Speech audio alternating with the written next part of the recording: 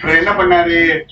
Challenges என்ன ஆயிடுச்சு, எப்படி டிஃபிகல்ட் ஆச்சு, ஏன் டிஃபிகல்ட் ஆச்சு அப்படின்னா இவர் என்ன பண்றாரு, லிஸ்ட் ஆஃப் ப்ரையாரிட்டிஸ் எது கொடுக்குறாரு, நிறைய ப்ரையாரிட்டிஸ் கொடுத்துட்டாரு. சரிங்களா? அது எப்படி டிஃபிகல்ட் ஆச்சுங்கிறதுக்காக தான் நிறைய டிஃபிகல்டிஸ் கொடுத்துட்டாரு. ரைட்? ஆக்டா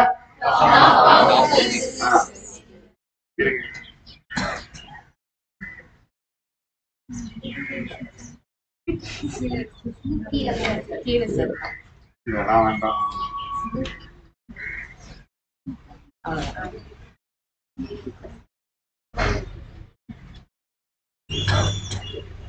பாருங்க, நீங்க எந்த அளவுக்கு எப்படி பாக்குறீங்க அப்படின்னு தெரியாது. சப்ஜெக்ட் சப்ஜெக்ட் பாஸ்ட் இது என்னது? இது என்னது? deliver on place verb. To deliver on the promises. On proportion. Promises என்னது? Promises இருக்குது. என்ன இருக்குது? இது சப்ஜெக்ட் இருக்கு. என்ன ஃபுல்லா? எந்த கிளாஸ் ஃபுல்லா? இது ஃபுல்லாவா?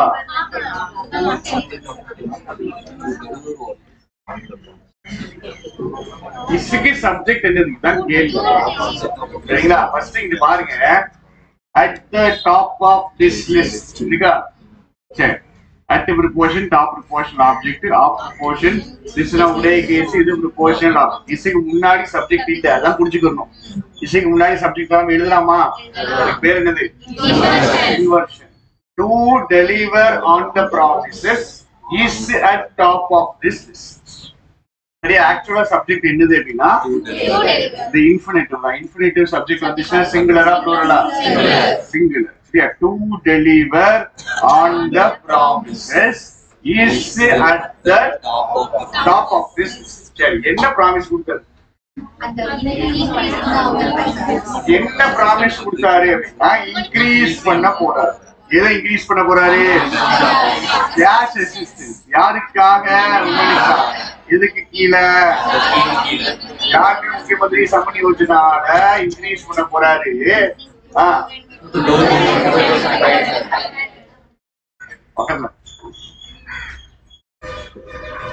இப்போ இந்த ஸ்கீமுக்கு எவ்வளவு கொடுக்குறாரு? 2500 கொடுக்குறாரா? 2500 இன்க்ரீஸ் பண்ணிருக்காரா? அப்போ ஒரு அமௌண்ட் இருந்து எக்ஸ்ட்ரா 2500 தானே கொடுக்காரு. இன்க்ரீஸ் பண்ண ஃபைனல் அமௌண்ட் இதா இல்ல டிஃபரன்ஸ்? ஃபைனல் அமௌண்ட் எப்படி தெரியும்? உங்களுக்கு 29 இது increasing to a month and generate jobs including and generate jobs. அடுத்த வார்த்தை என்ன இருக்கு? including speeding up recruitment and the JPSC and the JSSC.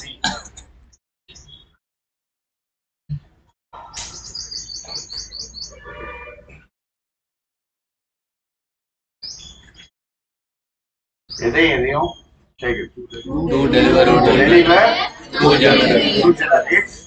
generate jobs எப்படி generate பண்ண போறாரு?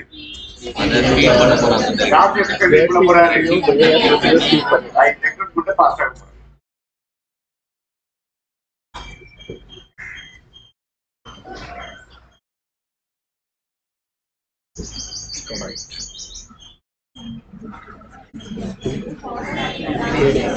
எக்ஸ்பெடிட்டிங் அப்படின்னு என்னன்னா ஃபாஸ்டா டெஸ்ட்ல நம்ம படிச்ச மல்டிபிள் மீட்டிங் வார்த்தை ஒன்று கேட்டிருந்தாங்க தானே? இந்த வார்த்தை இது ஸ்பேர்.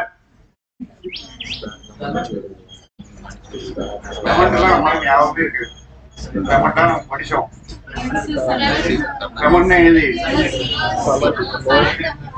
அமைதியா இருக்கிறது, சைலண்டா இருக்கிறது ஒரு மீனிங். இன்னொன்னு மன்னிப்பு. சரியா? சரி, கிளெமெண்ட் எல்லாம் போட்டுக்க வேண்டாம், ஸ்பேர் போட்டுக்கலாம்ல. ஸ்பேருக்கு என்ன மீனிங்ல இருக்கு? ஒரு மீனிங் வேற. பனிஷ்மெண்ட் எஸ்கேப் ஆகுது, பனிஷ்மெண்ட் விட்டுட்டாங்க அப்படின்னா ஸ்பேர். என்ன மீனிங் தான்? இந்த மாதிரி கொஸ்டின்ஸ் அட்டெண்ட் பண்றதுக்கு ஃபர்ஸ்ட் கான்ஃபிடன்ஸ் வரணும். கான்ஃபிடன்ஸ் வரணும்னா வார்த்தை தெரிஞ்சாதான் கான்ஃபிடன்ஸ் வரும். வேற எத்தனை பேர் அட்டெண்ட் பண்ணீங்க? வேற பாதிதான். டெமெண்ட் 4 பேர் பண்ணிருக்கோம். ஏன்? ஏன்னா நல்லா படிச்சிருக்கோம், ரிவைஸ் பண்ணிருக்கோம், மண்டையில நிக்குது. இந்த வார்த்தை படிச்சிருக்கோம், அவ்வளவுதான். ரிவைஸ் பண்ணல, டெஸ்ட் போடல, அப்ப நிக்க காணாம. சரி, அடுத்தது the promise of expediting. இருங்க, பேசஸ்க்கு சப்ஜெக்ட் இருக்கு. ப்ராமிஸ் என்ன? ப்ராமிஸ் வேகமாக்குவேன்னு சொன்னாப்ல இல்ல. ப்ராமிஸ்க்கு இன்னொரு சேலஞ்ச் இருக்கு, டேஷ் இருக்கு.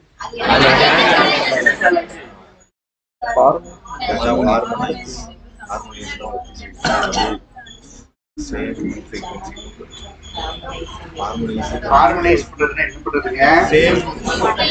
ஹார்மனைஸ் பண்ணிடணும். இன்னொரு சேலஞ்ச் இருக்குன்னு சொல்லிட்டாங்க. இதுக்கு வேலைக்கு எடுக்கிறதுக்கு ஒரு சேலஞ்ச். என்ன சேலஞ்ச்னா ஹார்மனைஸ் பண்ணணும், ஒன்னாக்கணும், ஒரே மாதிரி கொண்டு வரணும். அதான் ஹார்மனி.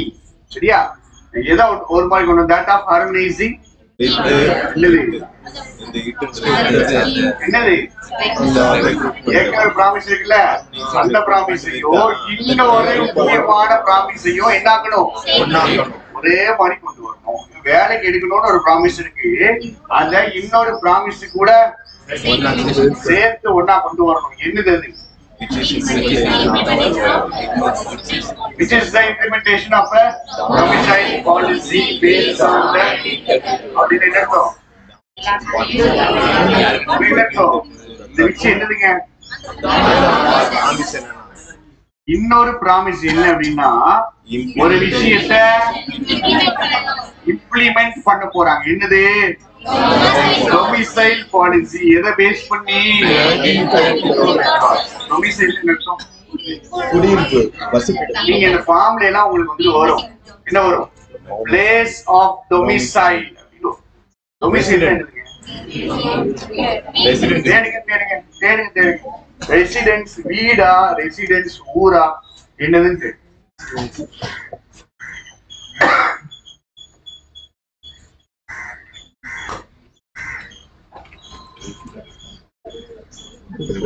என்னது?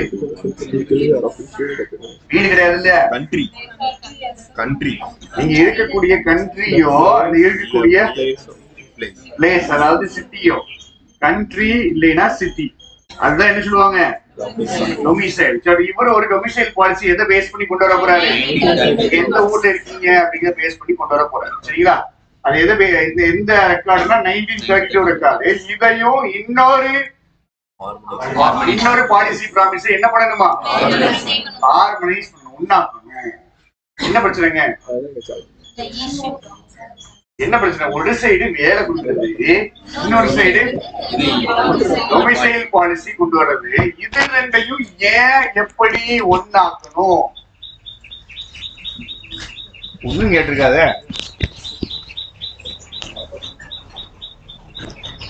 சரியா வரலன்னா சொல்லிருங்க எனக்கு.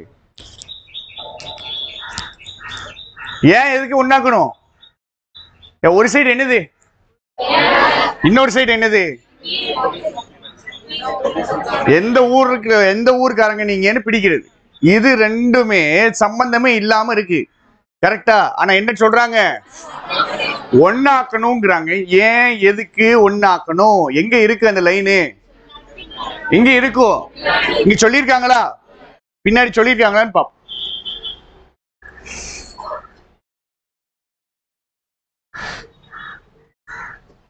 The issue of domicile has gained new urgency with the BJP. யார் அலர்ஜ் பண்றா? சரி, இந்த பிரச்சனைக்கு புதுசா ஒரு urgency வந்துட்டு. ஏன் தெரியுமா? இந்த பிஜேபிக்கார ஒரு குற்றச்சாட்டு வைக்கிறான். என்ன குற்றச்சாட்டுனா, tribal character of the state உடைய ட்ரைபல் கேரக்டர் ஆல்டர் பண்ணப்படுது by the influx of foreigners. Influx என்னது? இன்ஃப்ளக்ஸ் யாருங்க? உள்ள வர்றவங்க. சரி, என்னது இப்ப கதை சொல்லுங்க. ஃபாரினர்ஸ் உள்ள வரன் ட்ரைபல் கேரக்டர் மாறுது. எனக்கு அதெல்லாம் மேட்டர் கிடையாது. மொத்தத்தையும் சேர்த்து சொல்லுங்க. 2 ப்ராமிஸை ஏன் சேர்க்கணும்? 2 ஏன் சேர்க்கணும் அப்படின்னா இவனுக்கு கவர்மெண்ட் வேலை கொடுக்க போறாங்க. சரிங்களா? அப்படிதானே? கவர்மெண்ட் வேலை கொடுக்க போறாங்க, எக்ஸாம் எழுதி வைக்க போறாங்க. ஸோ இங்க வந்துட்டு டொமிசைல் ரெக்கார்ட்ஸை ஏன் எடுக்கிறாங்க அப்படின்னா இவங்க ஒருவேளை ட்ரைப்ஸா இருந்தாங்கன்னா இவங்களுக்கு தனி ஒதுக்கீடு இருக்கும். இருக்குமா இருக்காதா? அந்த வேலை கொடுக்கறதுல இவங்களுக்குன்னு ஒரு ரிசர்வேஷன் இருக்கும். அப்போ 2 வேற வேற பிரச்சனை கிடையாது. எக்ஸாம் கண்டக்ட் பண்ணி நான் ஆள் எடுக்க போறேன் அப்படின்னு நீங்க சொல்றீங்கன்னா இன்னொரு சைடு என்ன பிரச்சனை இருக்கு? இவன் ட்ரைப்ல வருவானா வரமாட்டானா, இவனுக்கு ரிசர்வேஷன் உண்டா இல்லையா அப்படிங்கிற பிரச்சனை இருக்கு. அப்ப நீங்க வேலை கொடுக்கணும் அப்படின்னா அது கூடவே சேர்ந்து இன்னொரு பிரச்சனையும் சரி பண்ணணும். அந்த இன்னொரு பிரச்சனை தான் என்னது? அனதர் கீ போல் ப்ராமிஸ். அதுதான் என்னது? Right, domicile policy. அப்ப சரி பண்ணாதான் இவரால் என்ன பண்ண முடியும்? இப்போ என்ன கொடுக்க முடியும்? வேலை கொடுக்க முடியும். இப்ப 2 வேற வேற பிரச்சனையும் தெரியுதா? ஒரே பிரச்சனையும் தெரியுதா? ஒரே பிரச்சனையும் தெரியுது. இதான் சொல்லி கொடுத்துட்டீங்க தானே? இன்னும் சொல்லி கொடுக்கலையா? சொல்லி கொடுத்துட்டீங்க தானே? அப்ப கேள்வி தானே நான் கேட்கணும்.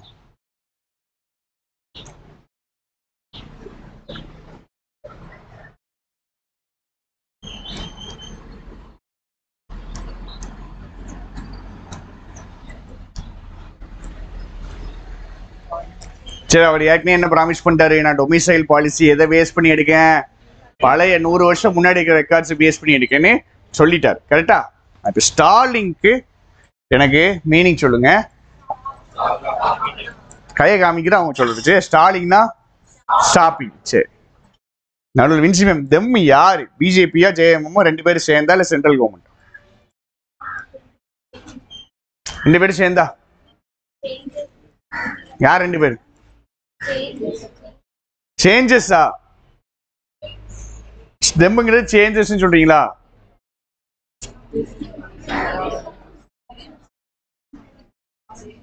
நான் என்ன கேட்டேன்னா ஜேஎம்எம்மா பிஜேபியா இல்ல சென்ட்ரல் கவர்மெண்டா? 3ல 1 ஆன்சர், இல்ல 2 பேரும் சேர்ந்து வரும். டொமிசைல் லாவை சேஞ்ச் பண்ணணும்னா என்ன தேவை இருக்குன்னா சென்ட்ரல் கவர்மெண்ட்டும் அப்ரூவல் கொடுக்கும். சென்ட்ரல் கவர்மெண்ட் தான் யாரு? ஜேஎம்எம் காரன் என்ன சொல்றான்? இந்த பிஜேபி என்ன பண்றான்? யார் ஸ்டாப் பண்றான்? இந்த தெம் யாரா தான் வருவாங்க? ஜேஎம்எம் தான் வருவாங்க. அக்யூஸ்ட் ஆஃப் படிச்சிருக்கோமாங்க? என்னது இது? என்னது? Fixed preposition. சரி, இப்போ யாரு சப்போர்ட் பண்ண மாட்டேங்காங்க? யாரு சப்போர்ட் பண்ண மாட்டேங்காங்க? இப்போ தெம்மு சேஞ்சஸ் எடுத்துக்கிடுங்க, ஒன்றும் பிரச்சனை கிடையாது. நான் கேட்டது என்ன, தெம்மு சேஞ்சஸ்ன்னு எடுத்தாலும் ஓகே. இந்த தெம்மு யாரையும் எடுக்கலாம்? ஜேஎம்எம் எடுக்கலாம். சரி,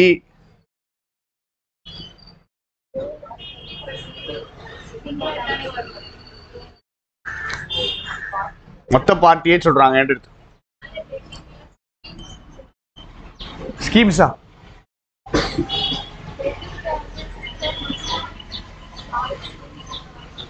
இருந்துட்டு போகுது, அதுல இருந்துட்டு போகுது.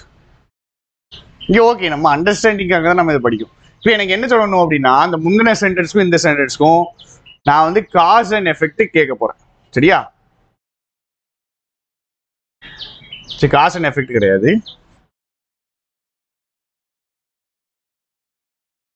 இந்த சென்டென்ஸ்க்கும் என்ன ரிலேஷன்ஷிப் அப்படின்னு நீங்க சொல்ல போறீங்க. இதுடைய இன்ஃபரன்ஸ் செகண்ட் சென்டென்ஸா? ஃபர்ஸ்ட் சென்டென்ஸ் உடைய இன்ஃபரன்ஸ் செகண்ட் சென்டென்ஸா? இல்ல ஃபர்ஸ்ட் சென்டென்ஸ் உடைய கோர்ஸ் ஆஃப் ஆக்ஷன் செகண்ட் சென்டென்ஸா? இல்ல ஃபர்ஸ்ட் செகண்ட் சென்டென்ஸ் வந்துட்டு அசம்ஷனா? இல்ல cause and effect? First sentence வாசிக்க போறீங்க, செகண்ட் சென்டென்ஸ் வாசிக்க போறீங்க. இங்க என்ன தேவை நம்மளுக்கு? சென்டருடைய அப்ரூவல் தேவை. Right, okay. அப்ப இது ஒரு பிரச்சனை. பின்னாடி என்ன இருக்கு? இவர் வந்துட்டு என்ன பண்ணணும்? சென்டர் கூட ஒர்க் பண்ணணும். எதுல? on this as well as on many other. சரி, இந்த இஷ்யூல மட்டும் இல்ல, இன்னும் நிறைய இஷ்யூல இவங்க 2 பேரும் என்ன பண்ணுவா? சேர்ந்து வேலை பார்க்கணும். அப்ப கண்டிப்பா எதுல வரும்? Course of action.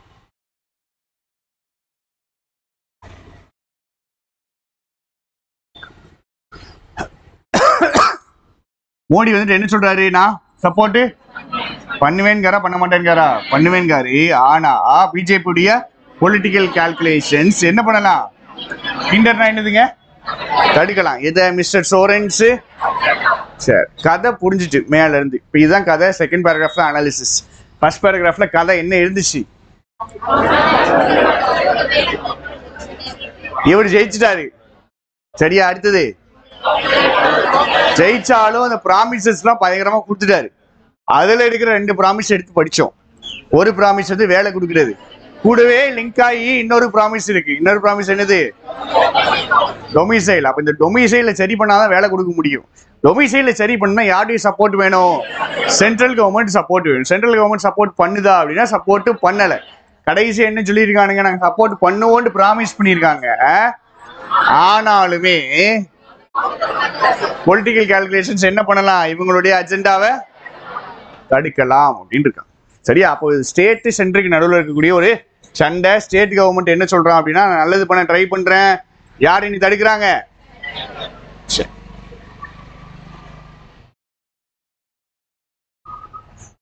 எனக்கு மீனிங் சொல்ல வேண்டாம், இதுல மீனிங் எப்படி அண்டர்ஸ்டாண்ட் பண்ணிக்கணும்னு சொல்லுங்க. இங்கேருந்து ஸ்லோவா போறோம், நம்மளுக்கு ஸ்பீடு வேண்டாம், நம்மளுக்கு ஒரு சென்டென்ஸ் பார்த்தாலும் அது தெளிவா பார்க்கணும்.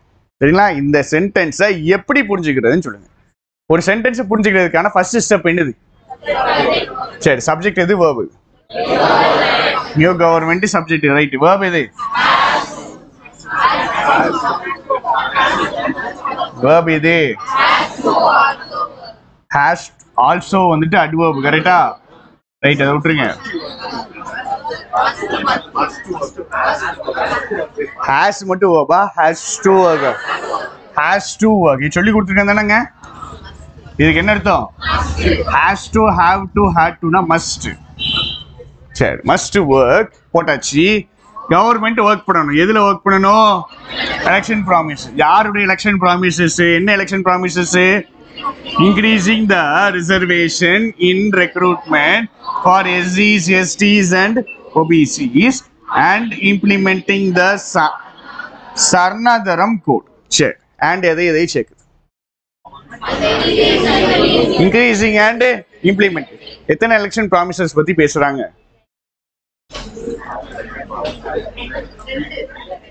எலெக்ஷன் ப்ராமிசஸ் இருக்கா? இந்த லைன்ல எத்தனை பத்தி பேசுறாங்க? 2. ஒன்னு என்னது? ரிசர்வேஷன் இன்க்ரீஸ் பண்றது. இன்னொன்னு இம்ப்ளிமெண்ட் பண்றது. சரி, இங்க என்ன வார்த்தை இருக்கு? சரி, கையை காமிப்பேன், அவங்க மட்டும் சொல்றோம். சென்டென்ஸ் மீனிங் மொத்த கதையில இருந்து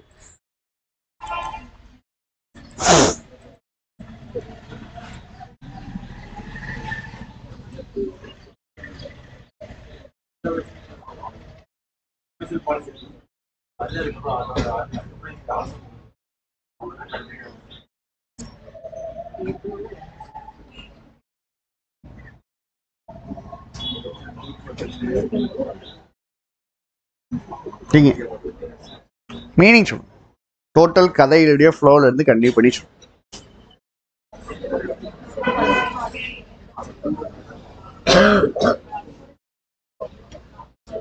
சரி, இப்போ இவங்க என்ன சொல்றாங்கன்னா 2 பேரும் ஒரே ஆன்சர் தான் கொடுக்காங்க.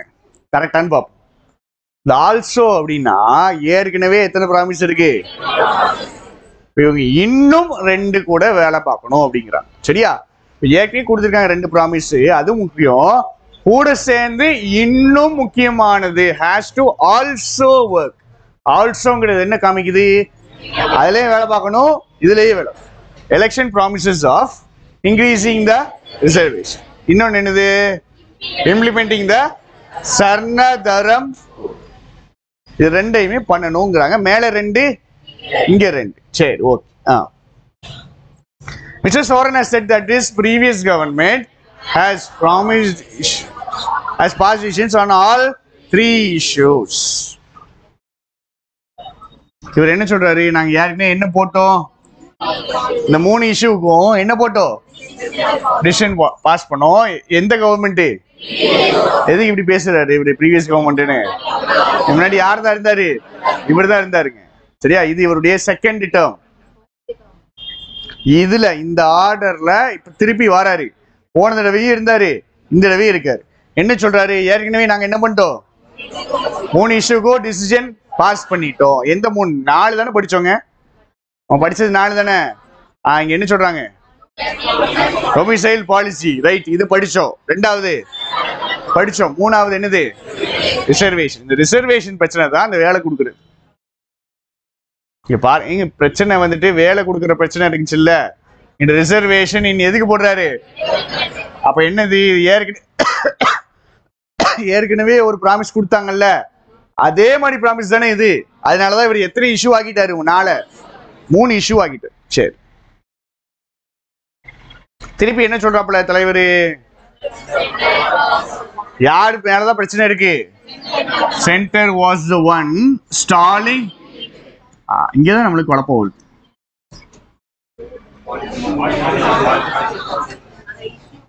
இட்டு என்னது? இட்டு என்னதுங்க? இஷ்யூஸ் தானே. சிங்குலர் போடக்கூடாதுங்க.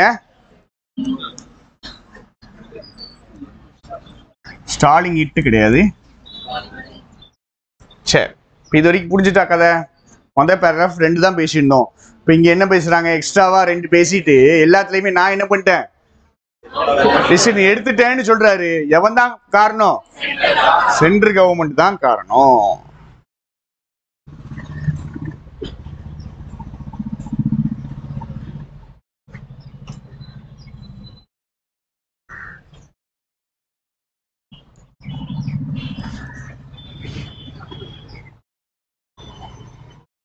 சொல்லுங்க, கண்ணி பண்ணுங்க.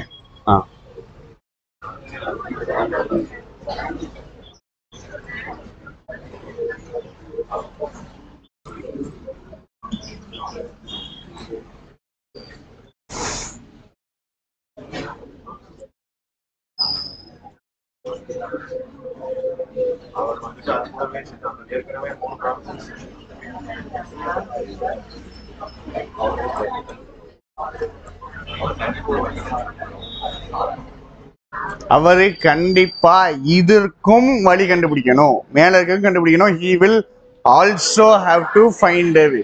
வழி கண்டுபிடிக்கணும். எதுக்கு? நடுவில் இருக்க வார்த்தையை சொல்லுங்க. to give shape என்ன அர்த்தம்?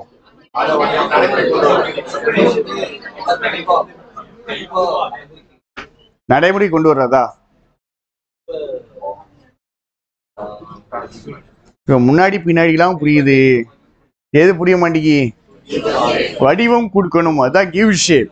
அப்படின்னா என்ன அர்த்தம்? சும்மா ப்ராமிஸா மட்டும் இல்லாம செயல்படுத்துறதுக்கு ஏதாவது பண்ணணும். சரியா? அதான் கிவ் ஷேப். இப்ப செயல்படுத்துறதுக்கு வழி கண்டுபிடிக்கணும். எதை செயல்படுத்தணும்? Whole promises. எதெல்லாம்? சிலிண்டர் கொடுக்கறது. அடுத்தது and increasing the amount of grain. எத்தனை ப்ராமிஸ் இருக்குன்னு சொல்லுங்க. 1 இருக்கா? 1 2. அடுத்தது increasing the amount of grain provided to households under the free ration scheme. சரி, இதை மட்டும் பிடிங்க. எனக்கு சென்டென்ஸ் பிடிங்க. increasing what? the amountங்கிறது increase உடைய ஆப்ஜெக்ட். கிரெயின் உடைய அமௌண்ட். இது என்னது? அது என்னது? V3 as ப்ரொவைட் பண்ணப்படுது. யாருக்கு? ஹவுஸ் ஹோல்ட்ஸுக்கு. எதுக்கு கீழே? Free rations. சரி,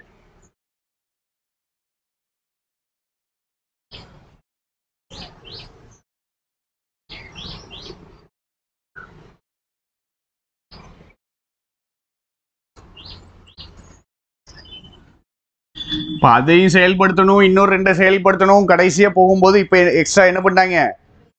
இன்னொரு 3 சேர்த்துட்டேன். சரி, ஏற்கனவே சொன்ன 4க்கு சோரன்ட்ட போய் சொல்றீங்க, நீங்க 4 பிரச்சனை இருக்கு, 4 ப்ராமிஸ் சரி பண்ணணும்னு சொல்றீங்க. அவர் என்ன சொல்லுவாரு?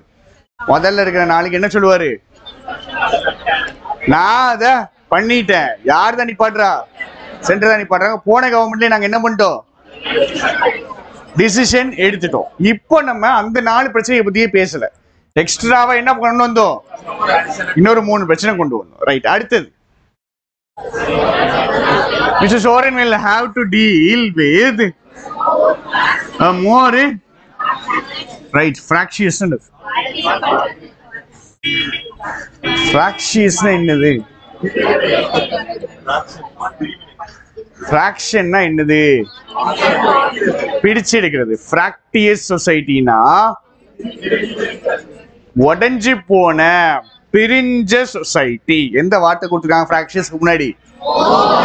போன டேர்ம்ல இருந்ததை விட சொசைட்டி இந்த டேர்ம்ல எப்படி ஆயிடுச்சு?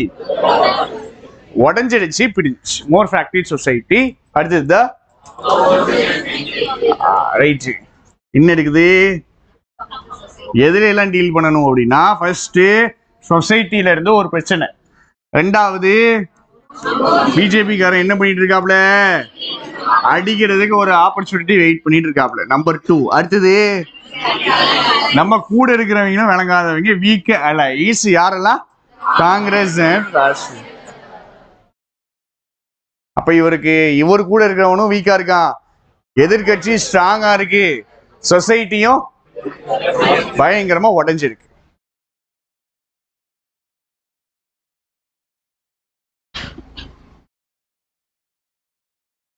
இவ்வளவு ஓப்பனா கொடுத்துருக்காங்களே.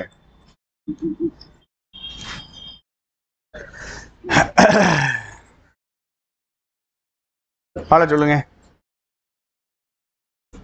எப்படி புரிஞ்சுக்கணும்? சப்ஜெக்ட் ஹாஸ் பீன் பார்த்த உடனே, ஹாஸ் பீன் பார்த்த உடனே இது என்ன தெரியணும்?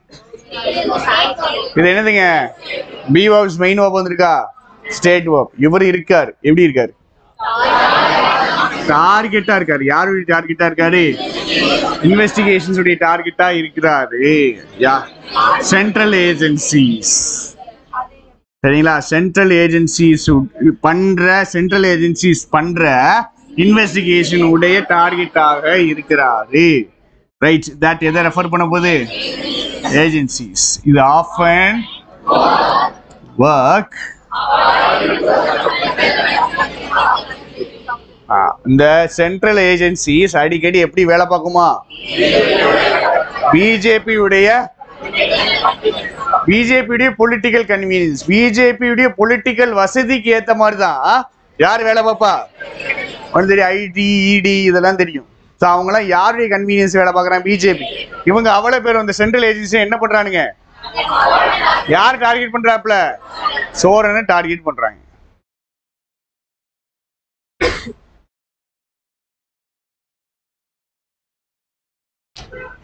இவனுங்களே வந்துட்டு என்னது அப்போசிஷன்ல உட்கார்ந்துருக்காங்க.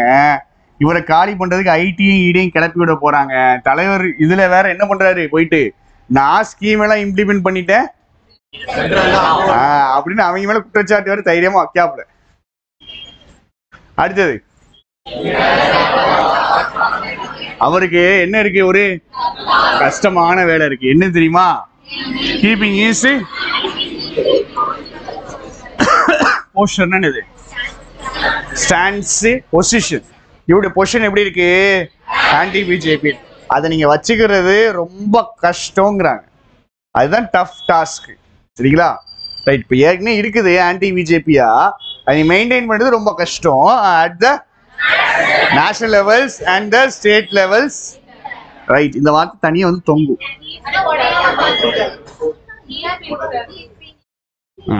இத எது கூட சேர்க்கிறது? இன்டாக்ட் மீனிங் தெரியுங்க. இன்டாக்ட்னா உடையாம இருக்கிறது. சரியா? இது எது கூட சேர்க்கணும்? இங்க சேர்க்கணும்.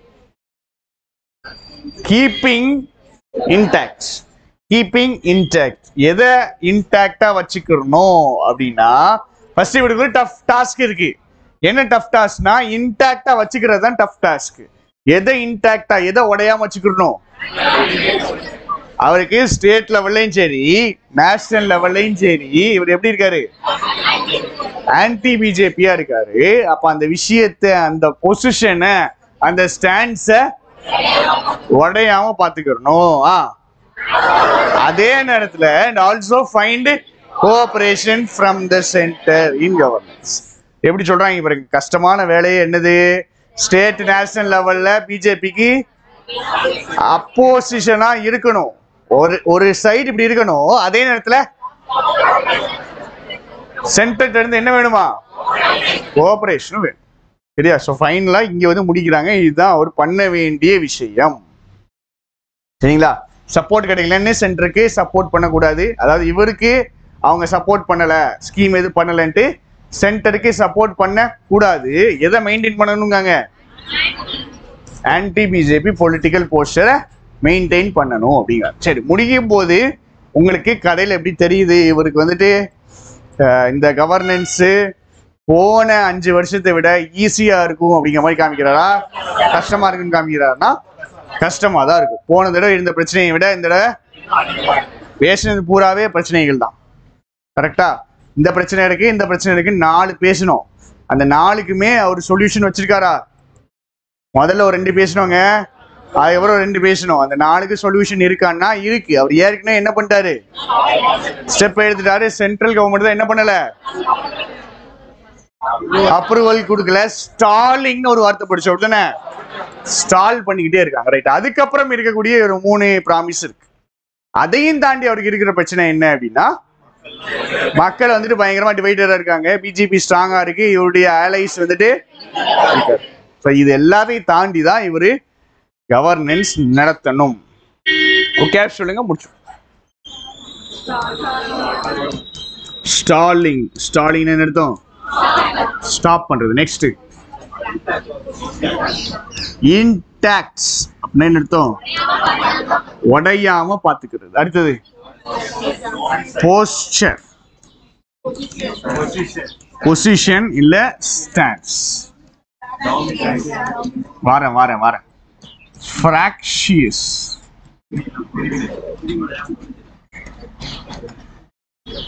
உடையாம பாத்துக்கிறது அப்படிதானே?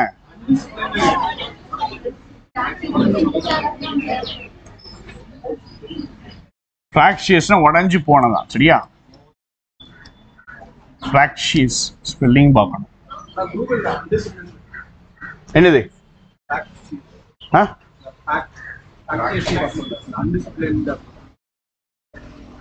கொண்டாங்க, நீங்க எந்த கூகுள் தேடுறீங்கன்னு பாத்துருவோம்.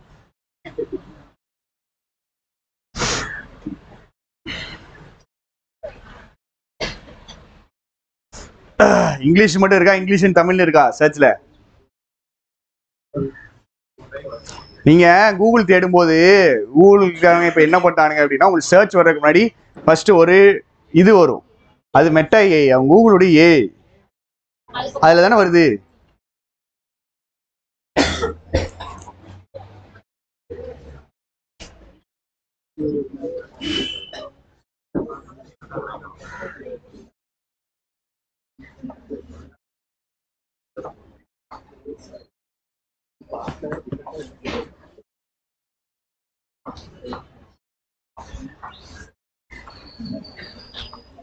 மல்டிபிள் மீனிங்ஸ் கீழே வர மாட்டேங்குதோ?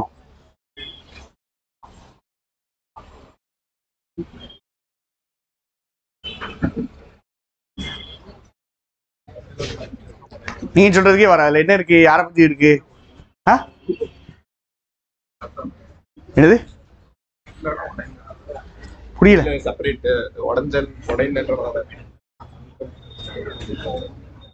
எங்க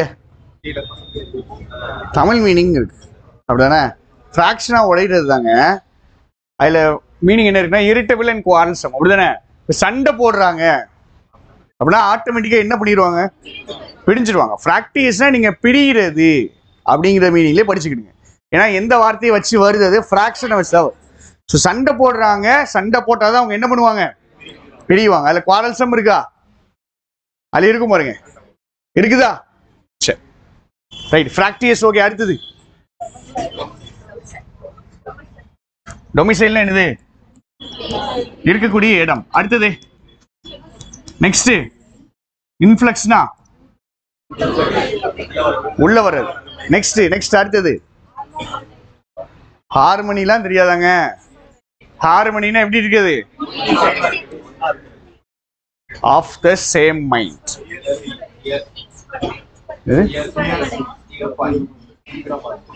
ஃபியர்ஸ்லி தான் தெரியாதா? இதெல்லாம் தெரியாத வார்த்தை, இதெல்லாம் மறக்கிற வார்த்தை. ஃபியர்ஸ்லி தெரியாதா? எக்ஸ்பெடைட்டட். எக்ஸ்பெடைட் பண்ணிட்டாங்கன்னா என்ன பண்ணாங்க? ஃபாஸ்ட் ஆகிட்டாங்க.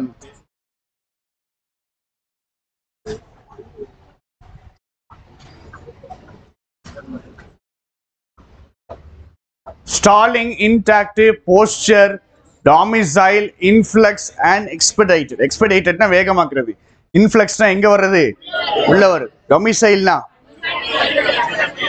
ரைட் நீங்க இருக்கக்கூடிய பிளேஸ். போஸ்டர்னா ஸ்டாண்ட்ஸ், இன்டாக்ட்னா உடையாம இருக்கு, ஸ்டாலிங்னா ஸ்டாப் பண்றது.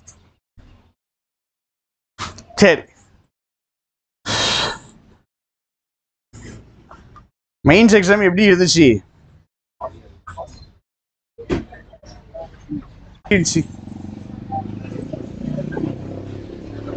இங்கிலீஷ் செக்ஷனு எப்படி இருந்துச்சு? சரி, முடிச்சுட்டு வரும்போது என்ன தோணுச்சு? படிச்சிருக்கோன்னு தோணுச்சா, படிக்கலன்னு தோணுச்சா, இன்னும் படிக்கணும்னு தோணுச்சா, என்ன இருக்கு? வாசிச்சதெல்லாம் போதுமா? தெரிஞ்சா சரிதான். நான் ஃபீட்பேக் கேட்ட எல்லாத்தையுமே அவங்க சொன்னது என்ன அப்படின்னா, நம்ம வாசிக்கிறது பத்தர். ஒரு பையன் எதை போட்டுருந்தான், சூப்பராக இருந்துச்சு, இங்கிலீஷு எரிச்சலாக வந்துச்சோ ஏதோ போட்டுருந்தான் கமெண்ட்டு, பார்க்கல. அதாவது அந்த மாதிரி வார்த்தைலாம் போட்டிருந்தான். இங்கிலீஷ் வந்து கஷ்டமா இருந்துச்சு இல்லை, இங்கிலீஷ் வந்து இரிட்டேட்டிங்கா இருந்துச்சு, இல்ல இங்கிலீஷ் வந்து நல்லாவே இல்லை. ஏன் அப்படி தோணுது? என் கான்சன்ட்ரேஷன் அப்படி இனிச்சுச்சா உங்களுக்கு? சொல்லுங்க. அது என்னதான் பண்ணுச்சு? கசக்க தானே செஞ்சிச்சு.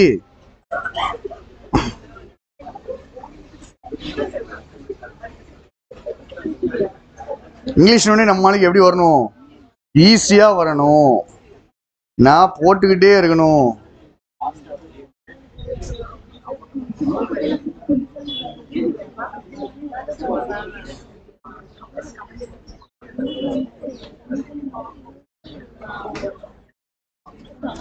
இங்கிலீஷ் இரிட்டேட்டிங்கா இருந்துச்சு. ஆட்டோமேட்டிக்கா என்ன ஆயிடுது, இந்த இங்கிலீஷ் வரும்போது கோபம்லாம் வெளியே வந்துருதுன்னு.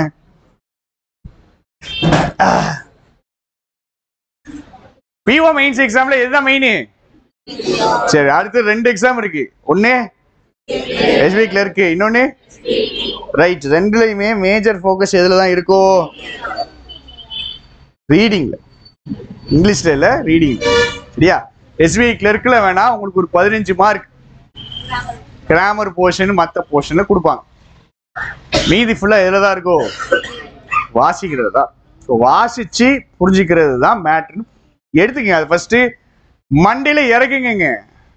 நான் வாசிக்கணும் அப்படிங்கிறத கொஞ்சம் அக்செப்ட் பண்ணிக்கிடுங்க. அது கஷ்டமா தான் இருக்கும், கசக்க தான் செய்யும். ஏற்கனவே ரீடிங் இருக்கிறவங்களே ஸ்ட்ரகிள் ஆகிறாங்க அப்படின்னா, நீங்க தமிழ் மீடியத்துல இருந்து வர்றீங்க அப்படின்னா நீங்க நிறைய வாசிக்கணும். நீங்க கண்டினியூ பண்றீங்க, அது அப்படியே போகுது, அப்புறம் நின்றுது, அதுக்கப்புறம் ஃபினிஷ், அப்புறம் திருப்பி வர மாட்டேங்குது. எனக்கு இனிமேல் ஓரளவுக்கு புரிஞ்சு ரீட் பண்ண கூடாது. சரியா? 2 டைப் ஆஃப் ரீடிங் பண்ணணும். ஒன்னு பொறுமையா ஒரு விஷயத்தை எடுத்து மேல இருந்து கீழே வரைக்கும் நான் புரிஞ்சுக்கிறேன் அப்படின்னு பண்ணணும். இன்னொரு டைப் ஆஃப் ரீடிங் என்ன அப்படின்னா, டைமர் செட் பண்ணிட்டு. சரியா? டைமர் செட் பண்ணி இப்ப இன்னைக்கு நம்ம ட்ரை பண்ண போறோம். ஒரு எடிட்டோரியல் எடுக்க போறோம். கரெக்டா 3 நிமிஷம் தான் டைமு. 2 நிமிஷம் ஆகணுமா? உங்களுக்கு அதே 3 நிமிஷம் தான், எனக்கு அதே 3 நிமிஷம் தான். அதெல்லாம் எனக்கு தெரியாது. என்கிட்ட வந்துட்டு நீங்க வானத்திலிருந்து குதித்தீர்கள், நீங்கள் பிறக்கும் போது உங்களுக்கு பின்னாடி ஒளி ஓட்ட தெரிஞ்சிச்சு எல்லாம் கதை சொல்ல கூடாதுங்க. சரியா? இதே மாதிரி ரீட் பண்ணி தான் நானும் ஏற்றிருப்பேன். இதே மாதிரி ரீட் பண்ணி உங்க பக்கத்துல இருக்கணும் ஏற்றிருப்பாங்க. நீங்க ஒன்றும் எனக்கு புரிஞ்ச அளவுக்கு புரிய வேண்டாம். எப்படி புரியணும்? பக்கத்துல உங்களுக்கு புரிஞ்சு பக்கத்து ஒருத்தர் இருக்காருல்ல, அவரை விட பெட்டரா புரியும். சரியா? சரி, ஃபர்ஸ்ட் போன் எடுங்க, ஸ்பீட் ரீடிங் டெஸ்ட் எடுங்க. இந்த ரீடிங் எந்த நிலைமையில இருக்கு அப்படின்னு பார்த்துருவோம். நான் திருப்பி சொல்றேன், எடுங்க ஃபர்ஸ்ட் எடுங்க.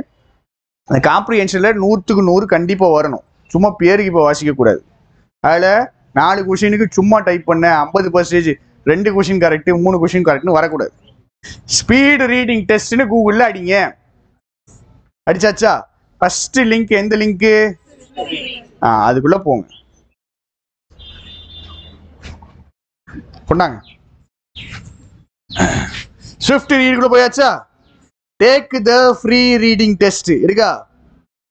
எல்லாருக்கும் ஒரே பேசேஜ் வராது. புரியுதா? ஒவ்வொருத்தங்களுக்கும் வேற வேற பேசேஜ் வரும். பக்கத்துல இருக்கணும் பார்த்து டைம் வேஸ்ட் பண்ணிடாது.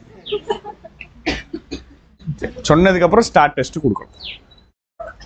உள்ள போங்க. Take the free reading test கொடுத்து ஸ்டார்ட் டெஸ்ட் இருக்கும்ல அந்த ஸ்கிரீன்ல வைங்க. சரியா? உங்க நம்பர் அதிகமா வரக்கூடாது. உங்க நம்பர் ஆக்சுவலா வரணும். புரிஞ்சுக்கிடுங்க. டெஸ்ட்ல ஆர்சி எப்படி வாசிப்பீங்க கீப் பண்ணிடுவோம் நம்ம. சரியா? ஒருவேளை வாசிச்சா இமேஜினரி கண்டிஷன் போடுவோம். ஒருவேளை வாசிச்சா எப்படி வாசிப்பீங்க அந்த மாதிரி வாசி. சரியா? சரி, ஸ்டார்ட் பண்ணிடலாம். ஸ்டார்ட் டெஸ்ட் கொடுங்க.